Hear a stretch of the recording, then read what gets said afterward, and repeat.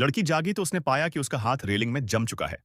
वह हथेली खोलने की कोशिश करती है, लेकिन जरा सा हिलते ही तेज दर्द होता है। क्योंकि उसकी चमड़ी अलग हो चुकी थी, उसने दांत भींचकर दर्द सहा और जोर से हाथ उठाया। बड़ी-बड़ी चमड़ी की परतें रेलिंग पर चिपकी रह गईं और उसकी हथेली लहूलुहान हो गई। उसके चेहरे पर भी बड़े-बड़े लाल फफोले उभर आए थे। वह खुजाने के लिए हाथ बढ़ाना चाहती थी, लेकिन लिंची ने रोक दिया।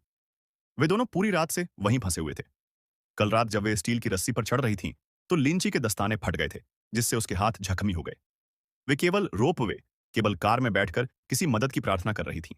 कई घंटे बीत गए, लेकिन उन्हें समझ आ गया कि शायद अब कोई मदद नहीं आएगी। वे एक और रात नहीं गुजार सकती थीं।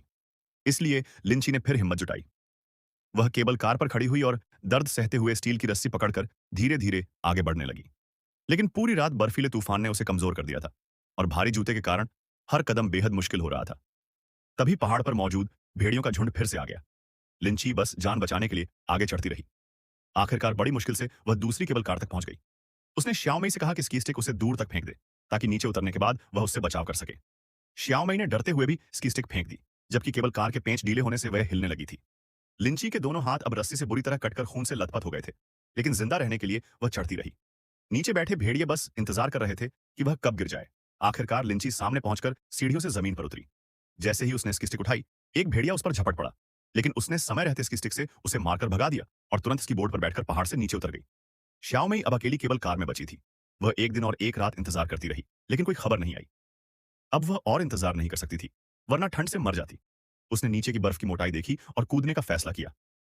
लेकिन दानी की मौत से सबक लेकर उसने सीधे कूदने की बजाय धीरे-धीरे बाहर निकलकर नीचे आने की कोशिश की। तभी केबल कार के पेंच निकल गए और वह गिरने लगी। श्याओमई ने सीट पकड़ ली और आधे रास्ते में ही अटक गई।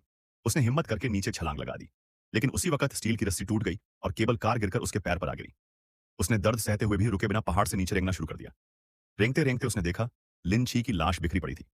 असल में वह पहले ही भेड़ियों के हमले का शिकार हो चुकी थी। उसके पास ही एक भेड़िया श्याओमई को घूर रहा था। वह डर से सांस रोककर बैठ गई, लेकिन भेड़िए मुड़कर चले गए। शायद वे पहले ही पेट भर चुके थे। श्याओमई तुरंत वहां से दूर रेंगती रही। कितना वक्त गुजरा पता नहीं, पर आखिरकार वह सड़क तक पहुंच गई। उसने अपनी आखिरी ताकत लगाकर एक गाड़ी को रोका और बचा ली गई। लेकिन इस सब की जड़ क्या थी? सिर्फ इतना कि वे लालच में आकर और चालाकी